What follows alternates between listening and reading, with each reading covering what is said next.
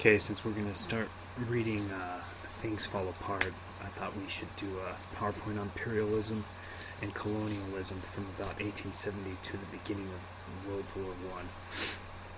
We're kind of jumping ahead and we'll move back, but I just wanted to give you some background to the book that you are reading now. Some of you have already read. The picture here is the Suez Canal, which is the epitome of what imperialism in the 19th and early 20th century looked like.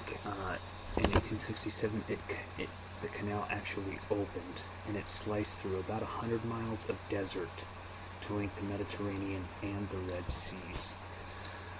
This cut the trip from London to Bombay in half, and we'll talk about India and how important India is to the British Crown.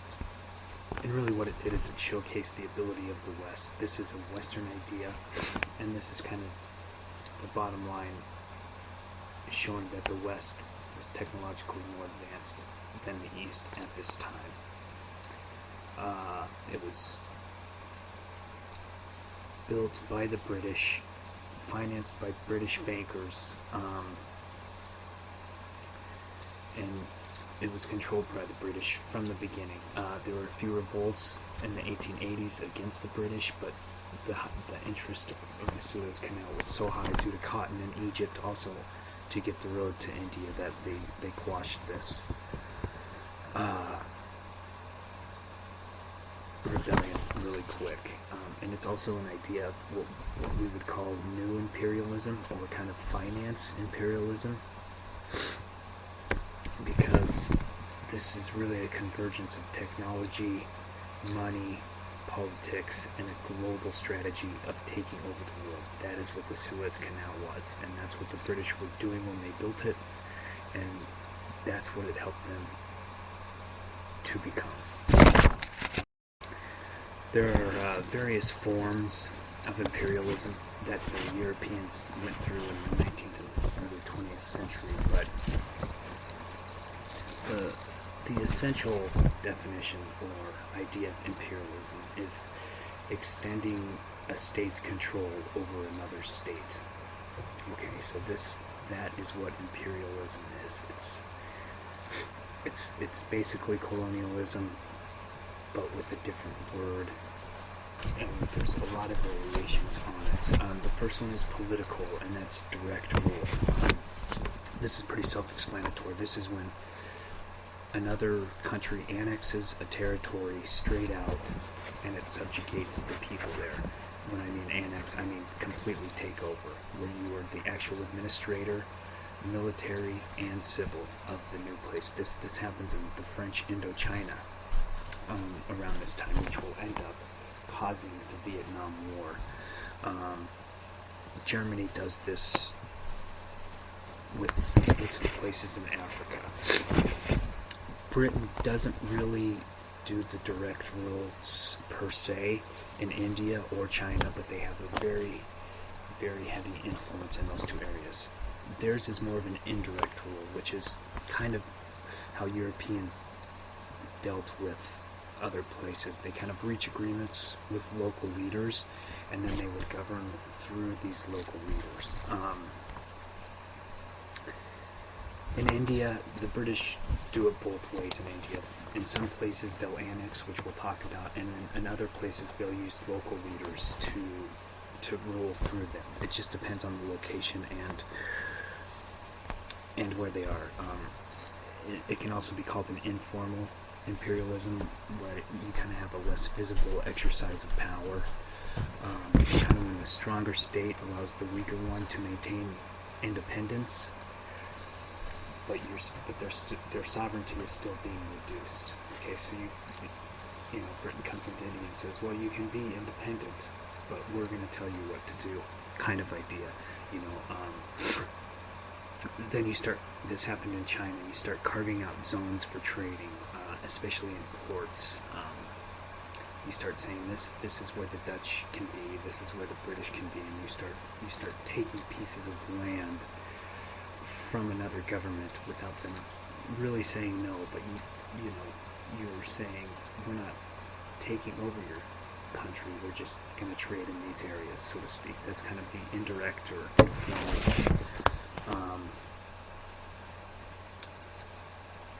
There's also the economic type of imperialism, which is what we would consider today called neo-colonialism. A lot of people argue that America is kind of a neo-colonialist today. China as well. They're taking over places through economics, not so much actually sending the military onto the land and saying, we're going to take over. You kind of do it through trade and economy. So this economic is also kind of indirect. They're tied together. But what ends up happening is once a country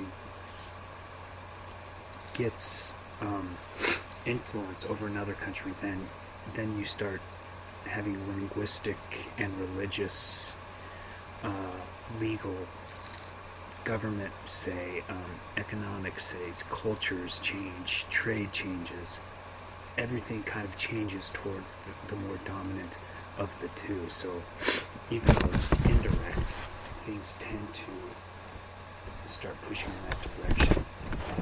You can see this today. I mean, English is the lingua franca of business throughout the world, right? And this is because the British before the United States, and then the United States after the two great wars, were the two main powers in the world. So their language spread throughout the world quicker than anybody else's. There's also things called protectorates, which is also excuse me, kind of an indirect rule. The British do a lot of this in Africa. The United States does it through the Philippines, and this is kind of the idea that, yeah, we'll make sure that if anybody else comes onto your land, we'll fight for you. So it's kind of like through laws and treaties you connect with countries. So it's kind of a sphere of influence kind of idea. Like the United States feels that the Philippines are important, so they're going to sign treaties with the Philippine government, and so they can have military bases there. They can set up trade there and things like that. That's kind of what a protectorate means. And as we'll see, as imperialism starts to gain and gain, protectorates and indirect rule kind of go out the window. And it's very much more direct rule and economic dominance of countries as things start moving forward. Along the lines of governmental takeover, there's also this thing called the white man's burden. I don't know if any of you have heard of this, but it was a poem that Rudyard Kipling wrote, which is of, the guy who wrote the Jungle Book and all of those fantasy stories about India at the time. And he writes, take up the white man's burden, and you can read the poem yourself. But basically what he's saying is this whole idea of paternalism that we talked about, the idea that all of these people who do not know the ways of Western world, they need civilization. They need us to come in and help them build infrastructure because they don't have roads, they don't have fresh water, and things of that nature. We need to show them we don't have Christianity. We need to come in and help them. We're not taking over the country, so to speak, but we're doing it because, like this last line, they're half devil, half child. These people don't know any better, so we need to show them a way. So this was a very important aspect. This is not just governments taking over for power and wealth, which comes with the territory, but this was a real movement to civilize and educate the world, kind of like the Spanish and the Portuguese kind of started in the 16th century. It gets picked up again as these geopolitics start to influence the world more. And at the same time, vast project starts. We already talked about the Suez Canal, and it's not so much this time entrepreneurs, but this is state-funded settlement and discipline, where you would go into a country and you would make legal distinctions between race or religion. And so you would organize relations between people who were European and people who were indigenous. So you add, and then you would add an administration to make sure it all went well. This is what apartheid is in South Africa, right? A very, very divided country racially, right? There's the white people, and then there's the non-white people, okay? And so the administration is set up to make sure that the Europeans, become the government officials, the teachers, the engineers, the head of the military, and Europeans start creating governments to influence these areas. So in the 1800s, early 1900s, this is a very, very large movement, financially and technologically, to essentially carve up the world and to take over the world. Okay, so first we'll talk about India, which is the center of the British Empire, and it's the crown jewel of the empire. The British kind of take over India to compensate for losing, quote-unquote, the United States during the Revolutionary War, obviously. And until 1857, it was under the British East India Company. And its main product of export from India would be opium. The British East India Company, like we talked about, was a private enterprise that the Crown compensated and gave the monopoly to. So it had its own military, its own right to collect taxes, and monopoly of trade of all things, including indigo, salt, textiles, minerals, but the most lucrative by far was opium. And we'll talk about opium when we talk more about China. In the 1830s, the British in India were a tiny minority, maybe 45,000 of 150 million people, but the rule was oppressive and it was enforced militarily. So the soldiers collected taxes, civil servants wore military uniforms, troops took property of peasants when they needed it, carts, land, whatever, animals. It was a very oppressive rule, and one that made a lot of indigenous Indians very mad, as we'll see. And you can kind of tell from this map on the bottom, some areas they governed directly, and others they ruled indirectly, especially in the inner parts of India that were harder to get to. So they would make alliance with chiefs or rajas, what we would call collaborators. And they simply, all they did was control the goods and the money through these collaborators by giving them money and military posts and opium and things. So if you were a collaborator with the British East India Company, you were paid handsomely for your services. And basically the policy of the British was to westernize India as much as possible. There was a few things they wanted to replace kind of this blind superstition with Christian light, so to speak. Two things they were indignant about were the child marriages. Marriages set up by parents before children had a choice, and sati, S-A-T-I, which was widow immolation, meaning when the husband died, the woman would have no choice but to be burned alongside her husband. So these are two things that the British really, really disliked locally. I mean, there was a lot of other cultural aspects that these two different countries have, but those were the two main ones. The British East India Company ruled India, had a monopoly on India, until the Sepoy Rebellion of 1857. I don't know if any of you have heard of this or not, but a Sepoy was an indigenous Indian soldier who fought for the British Crown. Okay, so the East India Company used many native people for their army. But what happened in 1857 is, since a lot of these Indians were Hindus and Muslims, they refused to use some rifle cartridges because the cartridges were soaked in pork fat, right? So neither Hindus nor Muslims can eat pork. But the British even though they knew this, they kept wanting their sepoys to use these cartridges, and then a rebellion broke out. But this was just, the match that lit the whole thing on fire.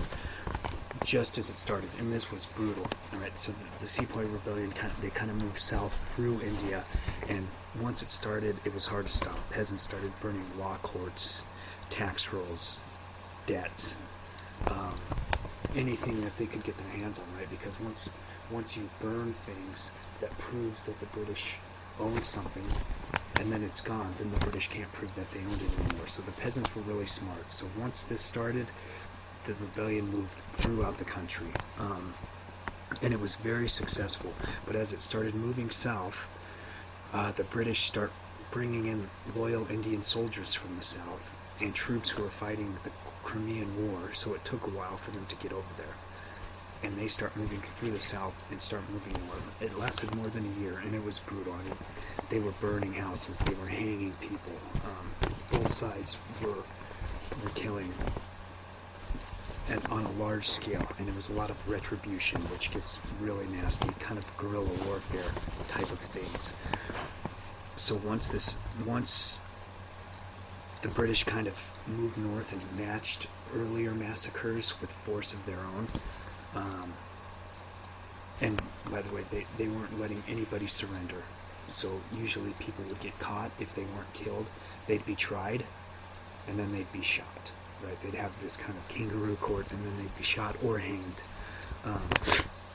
So once news of this moved north, people kind of started simmering down, and after a year or so, the rebellion was put down. News of this hit London, and at first they were shocked, but then when they heard about the overall victory of the Sepoy Rebellion, it kind of turned from shock into this kind of English nationalism, kind of the idea that yes, we are better, and everyone was excited about this.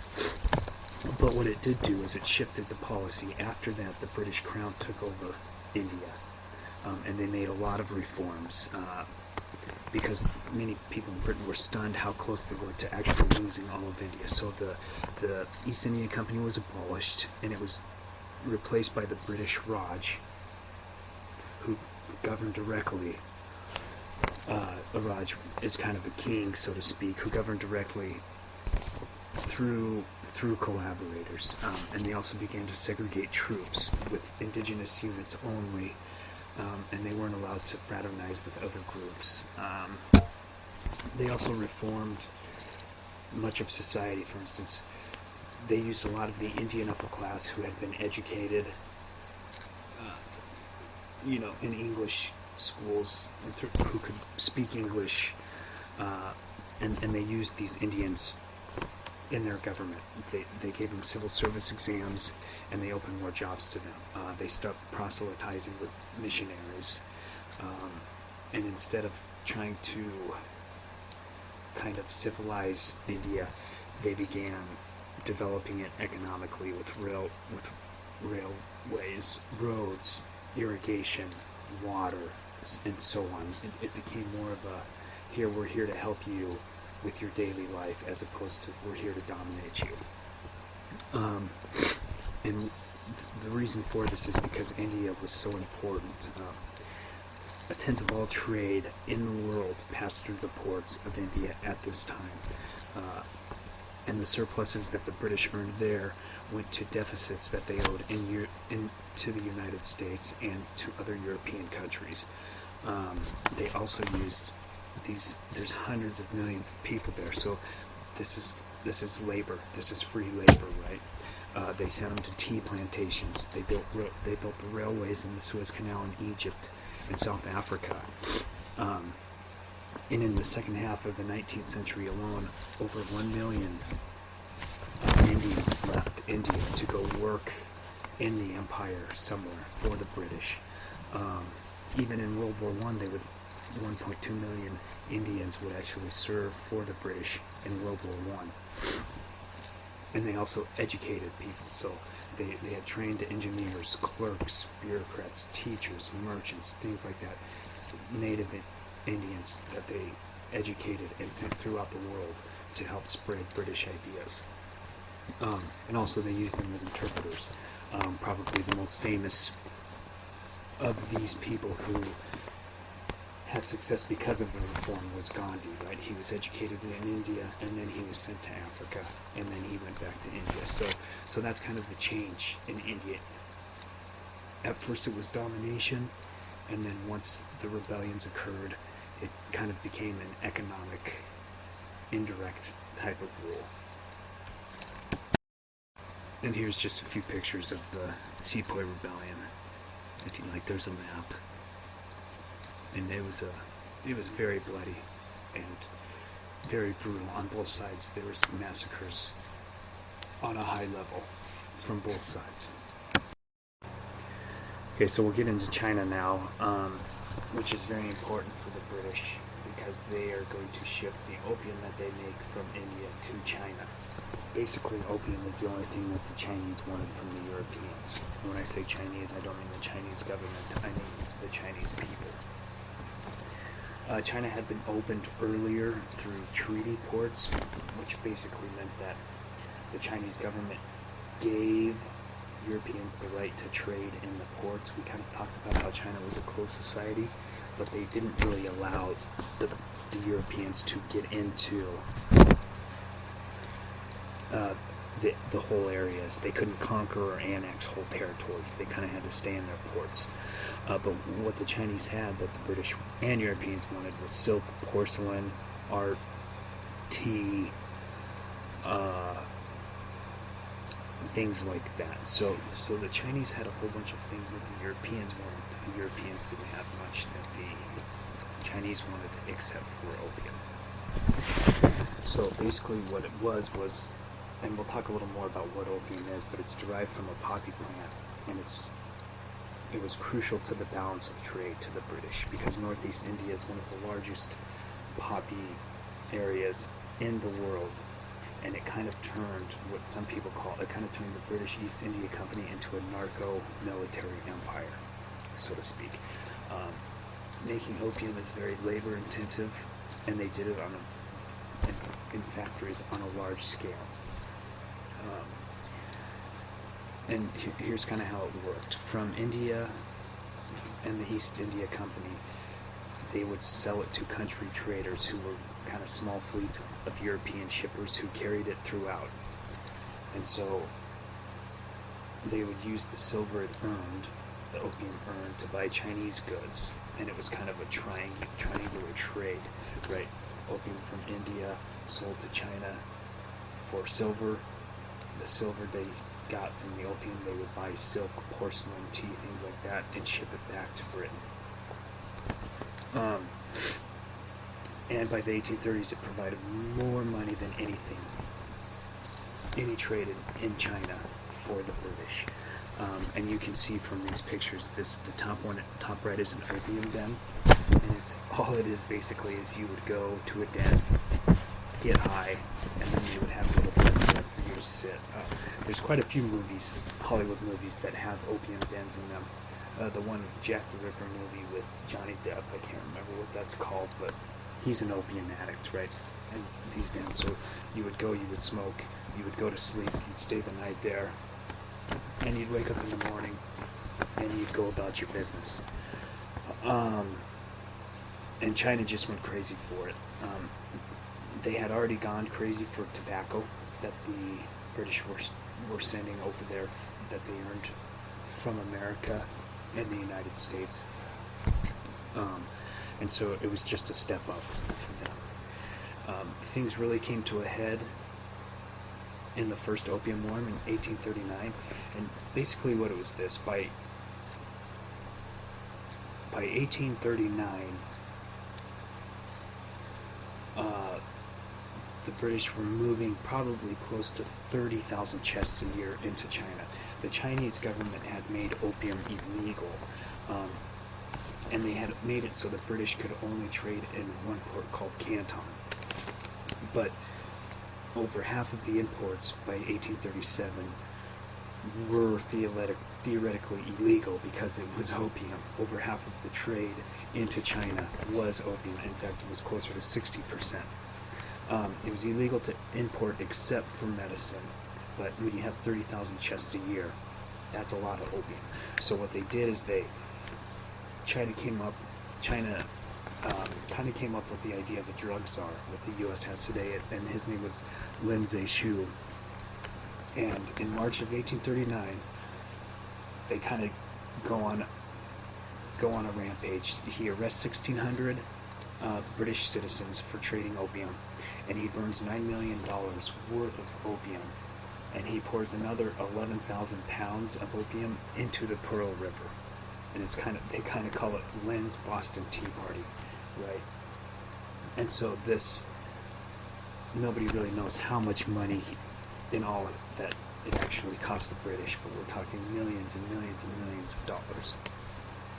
So in 1839, the first opium wars, after what Lin did, the first opium wars began. It wasn't just about opium. Drugs weren't at the core of the matter. It was more about sovereignty and economic status. The Brits say we should be able to trade with whomever we want without the okay from the Chinese government. And the Chinese government says, no, we set up zones of trading for you, and you have to stay there. You're not allowed into our country. And you're not allowed to proselytize at school. You're not allowed to send your missionaries into our area. And we don't want your drugs anymore. So the war occurs, the first opium war. There's quite a few opium wars occur throughout kind of the 1800s, but the first one is the most important. What ends up happening is the British win because they have better boats, better infrastructure, better military, almost everything. The Chinese Empire is declining. So they win and they get the Treaty of Nanking, which gave the British trading privileges, right to reside in 5 cities, not just Canton. They got missionaries, and this is where they win Hong Kong as well, which they don't give up until 1999, excuse me. But most importantly, they get extraterritoriality, which means when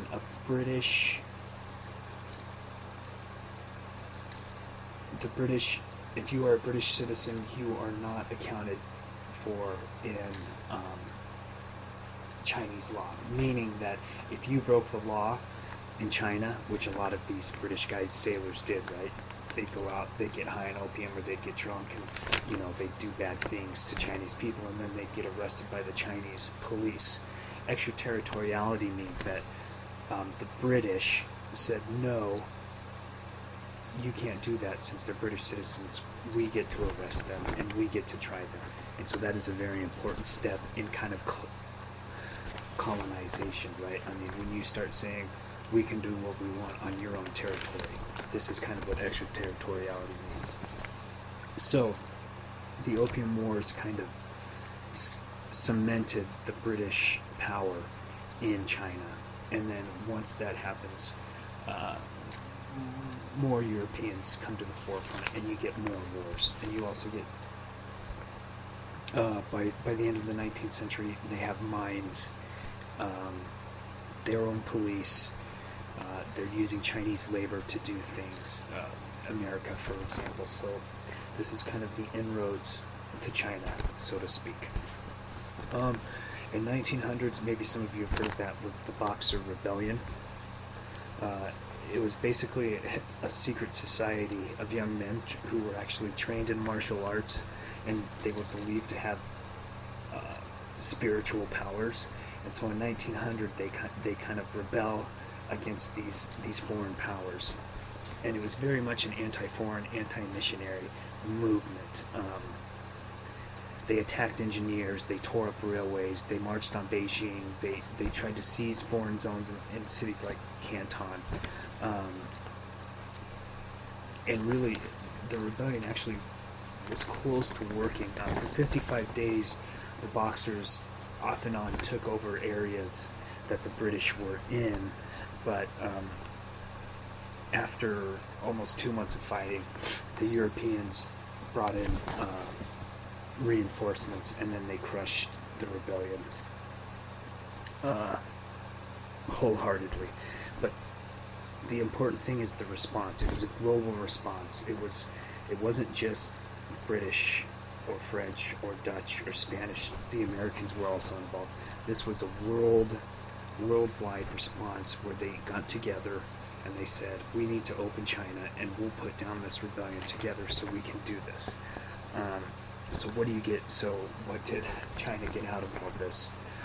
More indemnities, more trade agreements, and really this is kind of the end of the Chinese Empire as we know it. This is when Europe really opens up China, the world's biggest market back then as it was today. And this also means that by 1900, nearly all of Asia was under European rule. So basically, the Europeans just carved out China and carved little areas for themselves, and they made China kind of a protectorate, so to speak, right? Through laws and things. They used force to overtake them, but then they started governing them. The only place actually in Asia that was never taken over by the Europeans was Japan. Okay, so here's a picture of the flower of joy on the left, and then there's the pod on the right. So it's a flower, and they get that pod in the middle, and then that pod creates sap. And so they take the sap off of it, and that's morphine, and then they break that. And then they take that to a refinery. So this is all done by hand, so this is why it's so labor intensive. They take this to a refinery and then they mix it with lime, as in what people do to clean stalls and, I guess, to not leave evidence in murders, I guess, in all those CSI shows and whatever, bad stuff that you shouldn't put in your body. And then they boil these bricks with lime, bring it to the surface, boil it again, and then dry it in the sun. And then they make that into another brick, and then that's what opium is. And usually you smoke that. To make heroin, all that you do is you add hydrochloric acid to it. So that's the difference between opium and heroin, which hydrochloric acid is also not good for you. So and then usually heroin is taken through a needle, but you can also smoke that as well. But mostly what the Chinese were doing at this time were smoking opium. And then this is also what the Taliban and Pakistan and a lot of other Al-Qaeda today, they use this to finance a lot of their organization and their government and their military and everything that goes along with that. And that's kind of the idea of opium. And in the mid-19th century, this is what made Britain dominant in China. Here's just some pictures from the Opium War. In the top left is a picture of the drug czar Lin dumping opium into the river. They say that into the port. Sorry, they say that fish died and things were floating up to the surface because there was so much drugs in the port. And then on the right, you can kind of see the difference between the British and the Chinese ships. And on the bottom is the first Treaty of Nanking, which basically was the beginning of the opening of China. And as you can see, here's just the trade routes during the late 19th century. The world by 1900. Here's a few pictures of opium workers and just the idea of just how vast and large these operations were and how important this drug was. Okay, so now we'll get into Africa. And really the first people who got into Africa were the French and the Belgians. I will talk about the French first. This was definitely a civilizing mission for the French. They get into Algeria, which you can see at the top of the map, in the 1830s. And it took them 20 years, but what they did was they created a settler state. Meaning, it wasn't just French people, but it was French, Italian, Spanish, Maltese merchants, peasants, things like that. They were moving. They said, hey, here's a new place called Algeria, and they started moving people there, sometimes by force.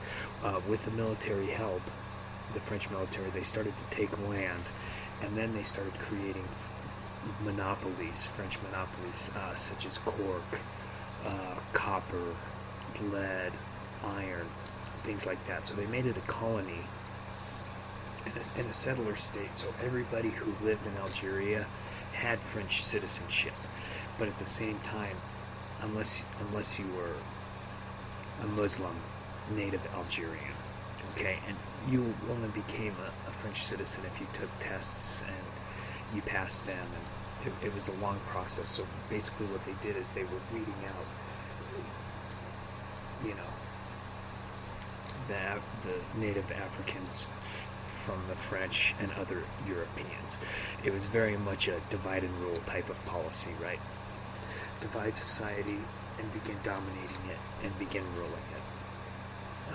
This whole idea came from a guy, well, not the whole idea, but a guy who kind of summed it up was Jules Verne, and he wrote in one of his books is the superior races have a right vis-a-vis the inferior race, and that right is to civilize them. Okay, so basically he's saying take up the white man's burden. Africans are not civilized. Europeans are here to civilize them. And what they did is they, in a sense, they tried to, through their rule. They established government posts in cities and kind of let the tribes run the rural areas. So you only had European courts and laws in cities.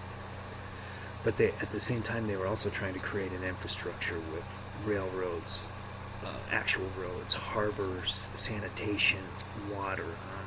They were trying to enhance the value of life, so to speak. But none of this was aimed at making indigenous lives better. It was basically taking over a part of Africa and making it French, so to speak. There were a lot of problems with this. Obviously, there were quite a few rebellions, but the main was is it's very complicated, and it takes a lot of money to do these things. The French just didn't have it because the labor posed the largest problem, because obviously these Africans do not want to work for the French people, and this they made clear right away.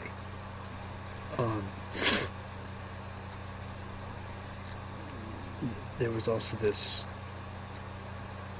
kind of idea, even though the slave trade was prohibited, what they would do is they would make deals, kind of like we already talked about. They would make deals with the tribal leaders in rural areas and get labor that way. They would have them catch people and then use Africans as slaves to build this infrastructure. And once the French came in and people saw that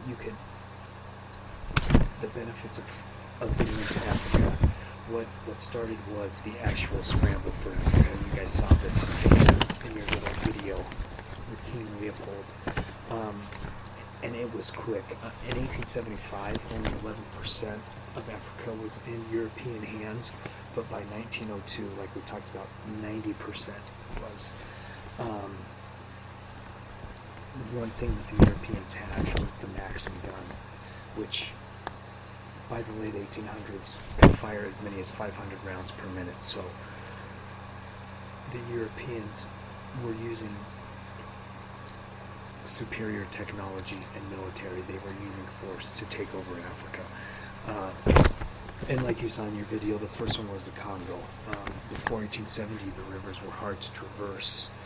Everybody who was white was dying of diseases, so it really remained unscathed until King Leopold could take it no longer.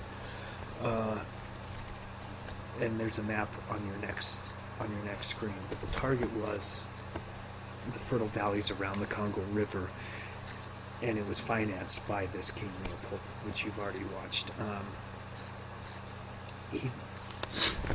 The Dutch followed, the Belgians followed the American newspaperman Henry Morton Stanley, who literally had slashed his way through canopy into territory where really no European had been before. he created this kind of scientific society. Oh, I'm sorry, King Leopold, this is now we're talking about, created the Scientific Society of Africa in Belgium, which was basically a front for him. In 1876, it was established for the exploration and the civilization of Congo, as he put it, at a Berlin conference. So in 1876, all of these Europeans got together in Belgium and signed treaties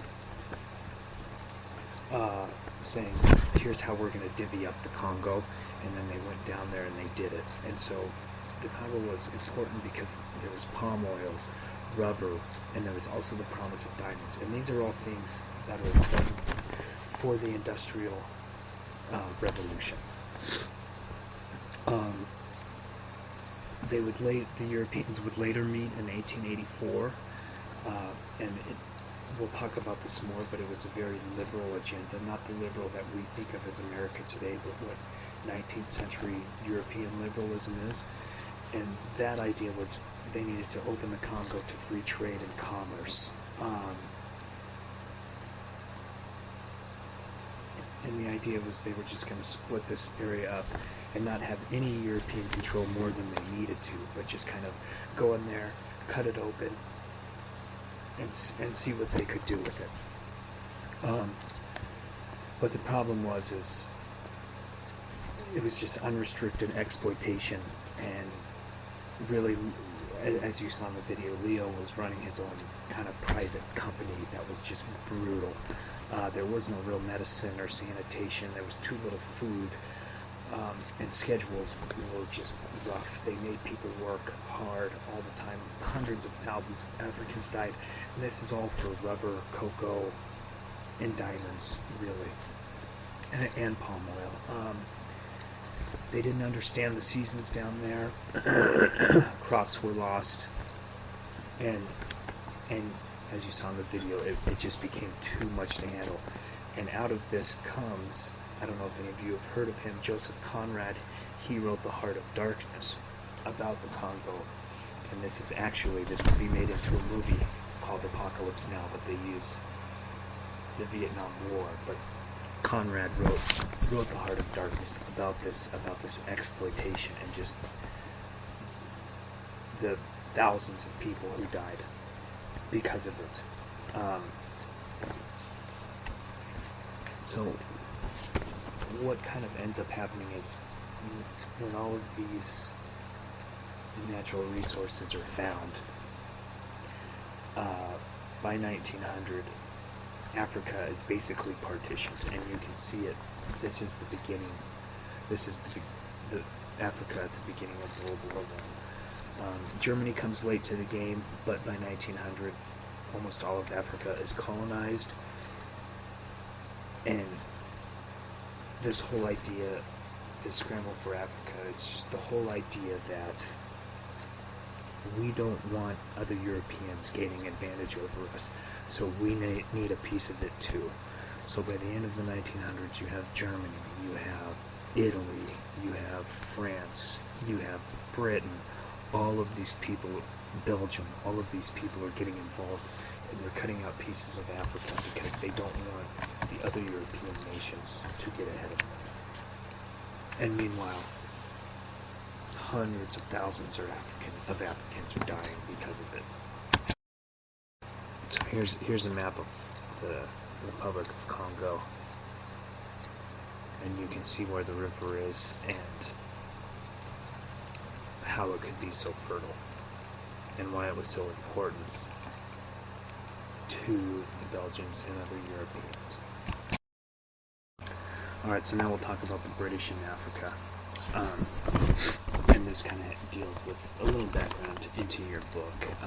Before 1870, the British were more into places where they could make money, as opposed to actually colonizing areas. But after 1870, they suddenly had Egypt and South Africa, which were two very important places for trade, right? To get to India. You'd cut through Egypt or you'd go around Africa. And the British needed them to be peaceful so they could trade and move through there, so they overtook them militarily. Before 1870, really, it was kind of a missionary zeal and to bring European brand civilization to Africa. They did want the West Coast for palm oil, but mainly they wanted to make sure that the infrastructure was stable enough to trade. Okay, I mean, there was a sense of proselytizing and bringing missionaries in and things like that, but really the British were interested in trade. After 1870 is when they really start colonizing and they really start bringing in these civilizing missions, so to speak. What they found is France, Algeria, and other North African colonies of France had brought them grandeur, right? They saw that you could build railroads, you could build roads, aqueducts, structures, create this infrastructure, get clean water and sanitation, and then you could make places in Africa. You could make money off of them. Not only that, you could also civilize them in the European sense at the same time. So really the civilizing mission comes into effect after the 1870s. This idea of bringing progress to other lands. The British called themselves the missionary race, right? It was their commandment to go and teach, and this was especially laid upon them to make sure that they could go out and civilize the world. Okay, so this is really where you get the idea of things fall apart here. One of the first and probably the most famous people who explorers at the time was this Dr. David Livingstone. He was Scottish. He was an explorer, he was a doctor, and he was also a missionary. And so he brought his three ideas of the three C's to Africa, which is Christ, commerce, and civilization. Kind of like the Spanish had the three G's in the 15 and 1600s. The British had the three C's in the 1800s. He's one of the most popular heroes in all of Britain, and we don't talk about him too much. You can look into him if you'd like, but he's the typical rags to riches, very poor upbringing, became a doctor, became rich, went out and explored, and he really wanted to discover the source of the Nile, right? But then he just disappeared. He disappeared in Africa. He didn't actually die. He founded several African Christian missions. He traveled lightly. He didn't have to travel with a lot of people with him, so no, he wasn't a threat to any African tribe, so he usually met with them, and they kind of, didn't necessarily accept him, but he wasn't a threat, and he was a barterer. He just bartered for supplies. So he kind of traveled through Africa, and then at one point disappeared.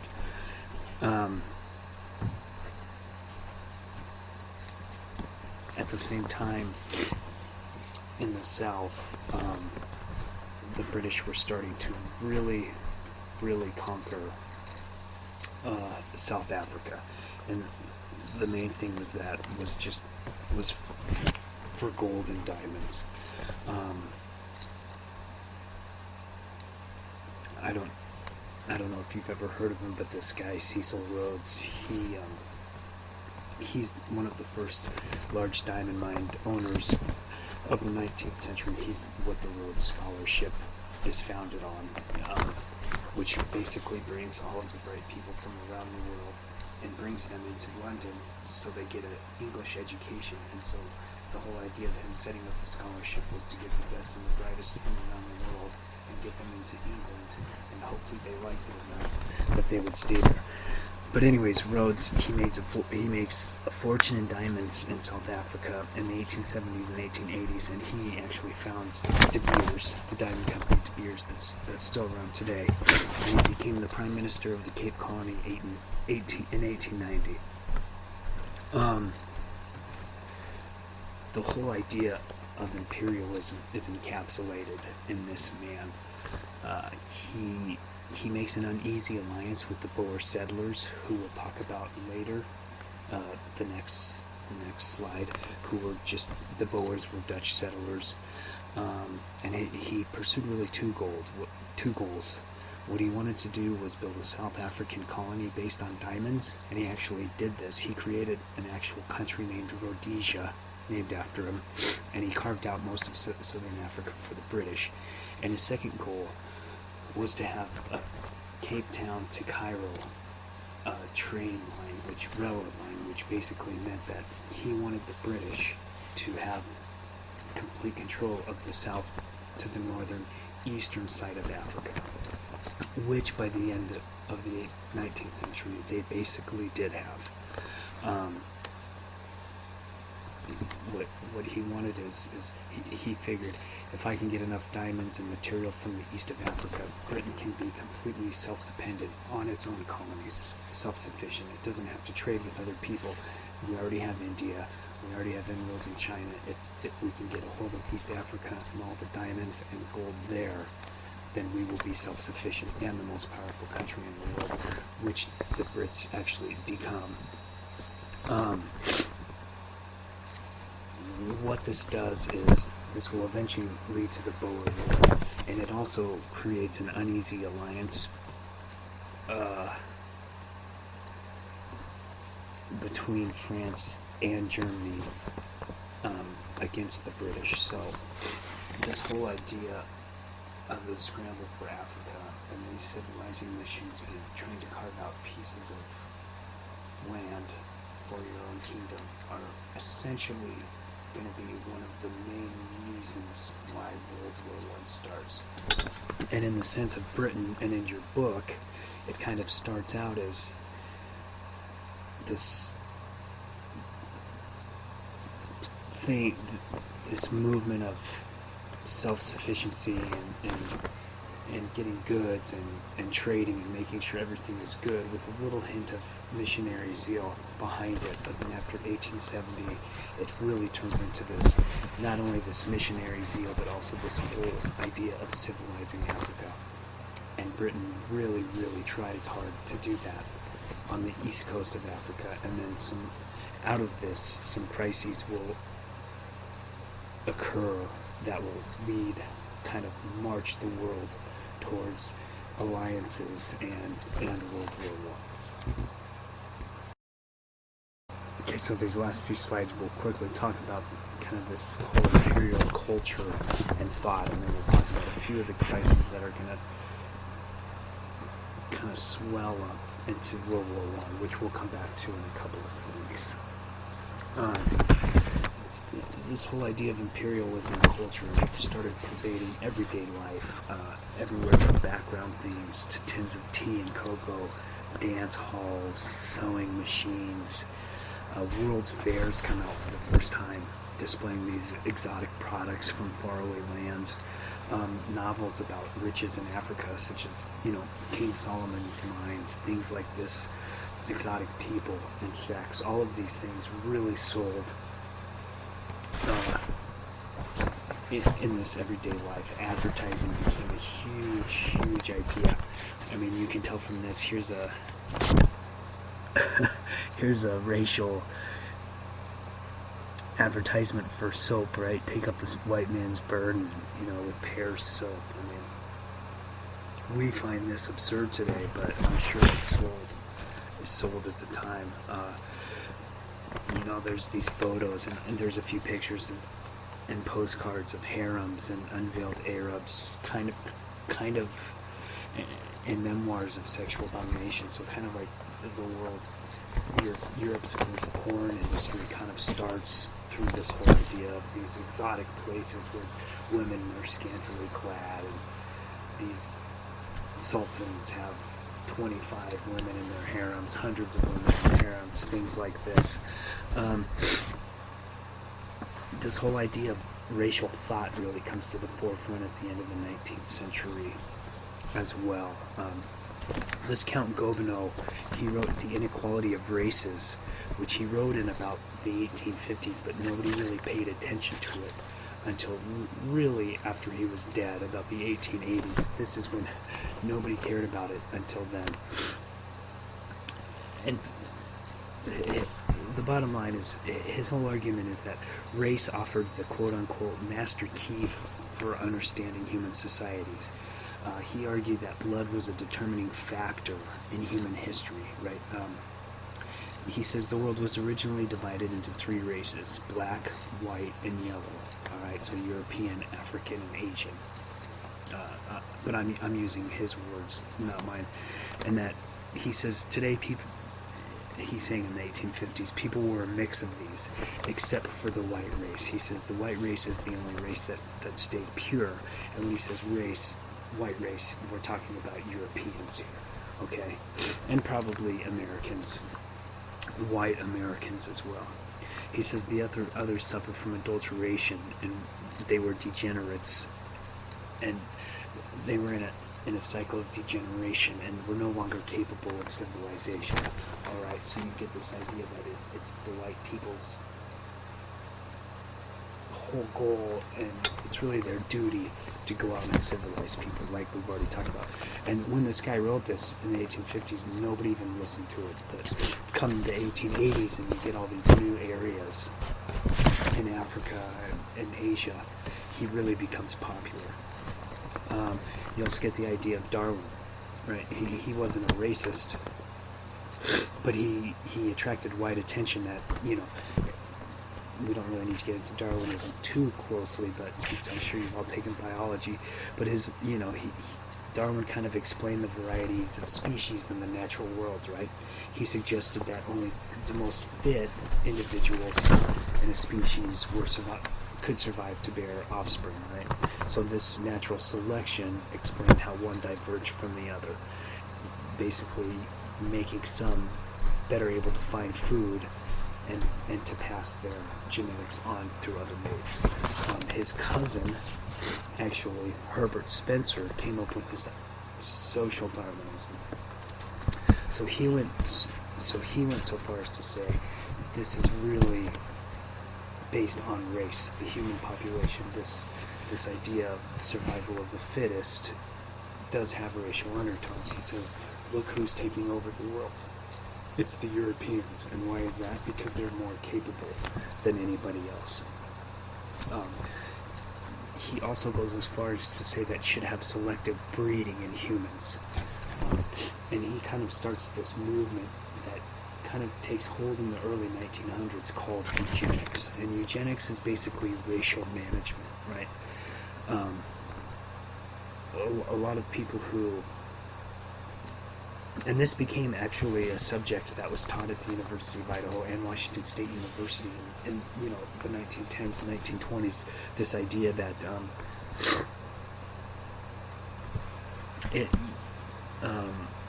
in order to get the best type of person, you need to manage who has children with who. Okay, so Spencer's idea was that improvements in healthcare and hygiene only allow inferior people to survive.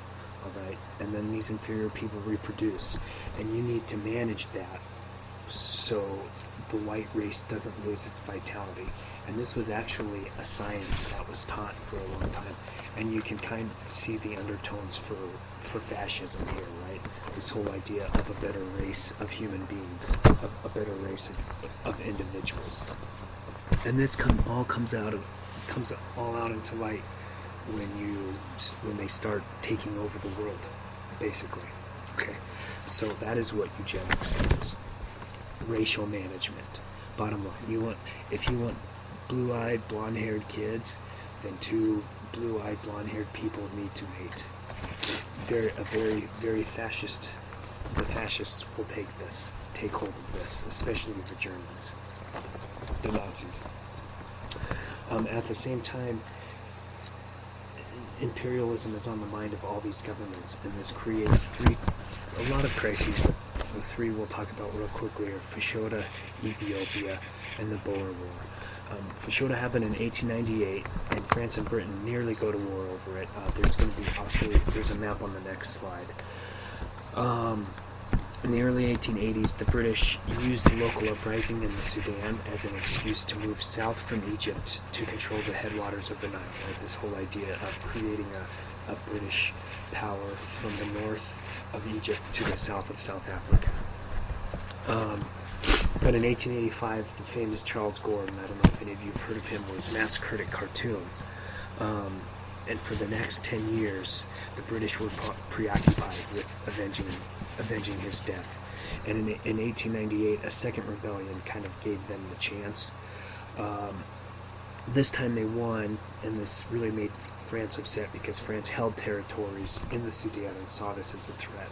So a French expedition was sent to Fashoda to challenge the British at this town, and for a few weeks they teetered on the brink of war, but it was settled diplomatically, and France ceded southern Sudan to the British for a stop to further expansions. So in 1898, two major powers of Europe almost went to war over the Sudan and Africa. Earlier in Ethiopia in 1896, this was Italy. This deals with Italy. They were kind of developing their own small empire on the Red Sea, and they had set out to conquer Ethiopia, which was the last major independent kingdom, which was a Christian kingdom in Africa, and they wanted Ethiopia to basically trade weapons with.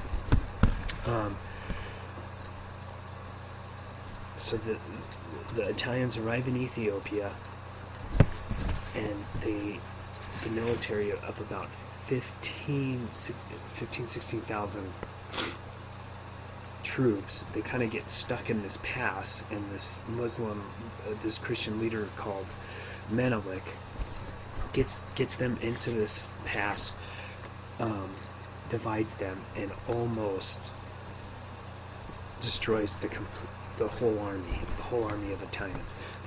This army of Europeans that had better guns, better weapons, but the Ethiopians knew the land, and they kind of divided and conquered them. And this was a national humiliation to Italy, which they will not forget, because nobody came to their assistance. So Italy is very upset at this, and this is kind of a precursor to why they may have taken sides during World War I, or stayed out of it for as long as they did. And lastly is the Boer War, which is kind of an important war. It was basically the competition between the Dutch, who were called the Afrikaners, and the British, which was a shooting war, a real war between the two European empires. In the 1880s, Rhodes had tried to start a war to get them out of the diamond areas, but he couldn't get a war to start, but it did finally break out in 1899. Rhodes wanted to take over all of South Africa, but the Dutch had been there for hundreds of years already, and the British were not prepared for the resistance that they were about to encounter in the First Boer War. They're very dedicated but very conservative army were just massacred, shot to pieces by the guerrillas, the Dutch, who knew the terrain, who had lived there for years. So the Dutch were sieging towns. They were ambushing people, sporadically, and then just leaving back into the woods without getting caught. And this angered the Brits a lot, so they kept replacing commanders, and they kept trying to figure out what to do. So finally what the British do is they just start burning and looting. And they start using their infrastructure and their railroads that they used for the diamond industry, and they just start bringing in all of this military hardware with it. The Boers, who are severely outmanned and outgunned, all they do is they go back up to the hills, and the fight lasts for 3 years. But the interesting thing about the Boer War is this is the first time that you will see something that's called a concentration camp. And this is the first time these words are used together. So what these concentration camps did is they concentrated all of the public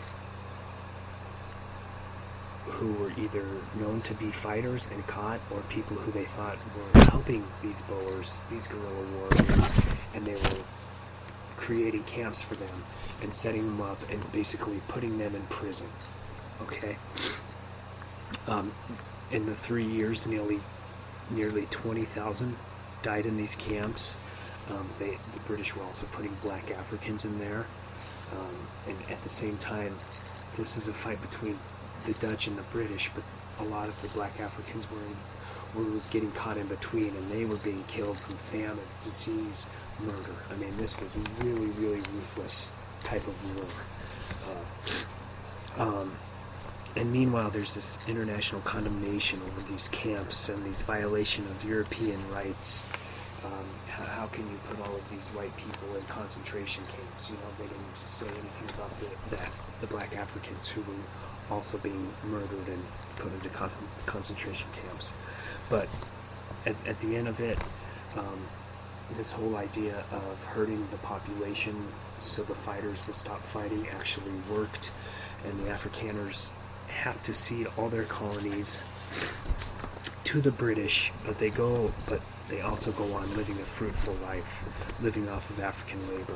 And this is kind of how the beginning of the apartheid system begins in South Africa, right?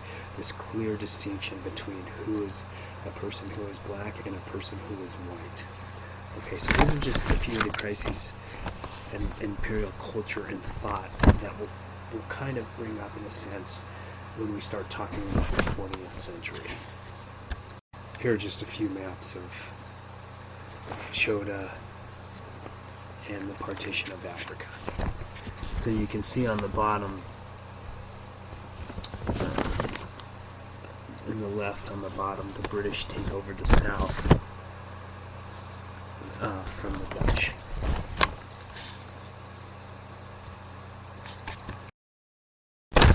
Right, so here are some pictures that I guess we would call porn of the time. The woman on the left is what they would call it. I think it says a Jewess, right? So these are people from, you know, maybe the East, maybe the Middle East, but she's definitely not, you know, Western European, and this excited people. And then you also see the woman on the right, who was probably an African of some descent, Muslim, and this whole idea of these exotic people really comes to the forefront.